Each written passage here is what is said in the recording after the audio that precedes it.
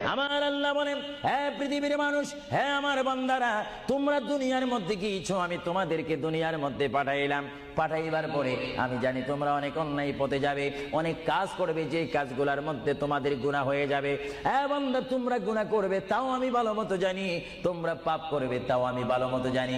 বান্দারে, পাপ করার পরে, গুনাহ করার পরে একাই কি মসজিদের মধ্যে তোমরা কেঁদেছো, রব্বানা যালামনা, বলেন রব্বানা যালামনা আনফুসানা ওয়া ইন লাম তাগফির লানা ওয়া তুরহামনা লানাকুনান্না মিনাল খাসিরিন বলে বলে মসজিদে কেঁদেছো, আসরের নামাজ পড়ে কেঁদেছো, যোহরের নামাজ পড়ে কেঁদেছো, মাগরিবের পড়ে কেঁদেছো, এশার নামাজ পড়ে কেঁদেছো।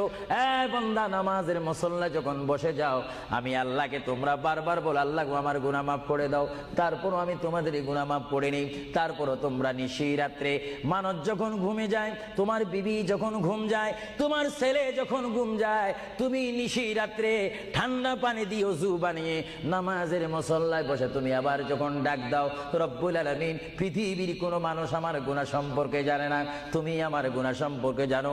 আমি এমন গুনাহ করেছি আমার বিবি জানে না, বিবি গুনাহ করেছে আমি জানি না।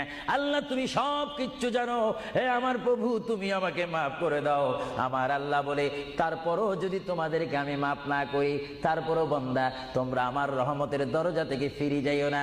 আমি তোমাদেরকে হুকুম দিচ্ছি, ওয়ালাউ আন্নাহুম ইয যালামু আনফুসাহুম জাউকা, বান্দারে, যদি গুনাহ করে ফেলো, আমার রহমত থেকে মুখ ফিরে তুমি চলে যাইও না।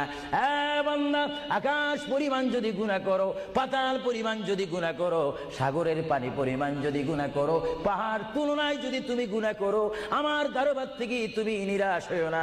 বান্দা, আমি তোমাকে একটি রাস্তা বাতাই দিচ্ছি, একটি পথ তোমাকে আমি দেখাই দিচ্ছি। সেই পথটি কোন পথ তোমরা জানো? ওয়ালাউ আন্নাহুম ইয যালামু আনফুসাহুম জাউকা, বান্দারে, যখন তোমরা বরবাদ হয়ে যাবে, তখন তোমাদেরকে একটা পথ আমি তোমাদেরকে দেখাই দিলাম। সেই পথটির নাম হচ্ছে আমার রাসূলের মদিনা। জুড়ে বলেন সুবহানাল্লাহ।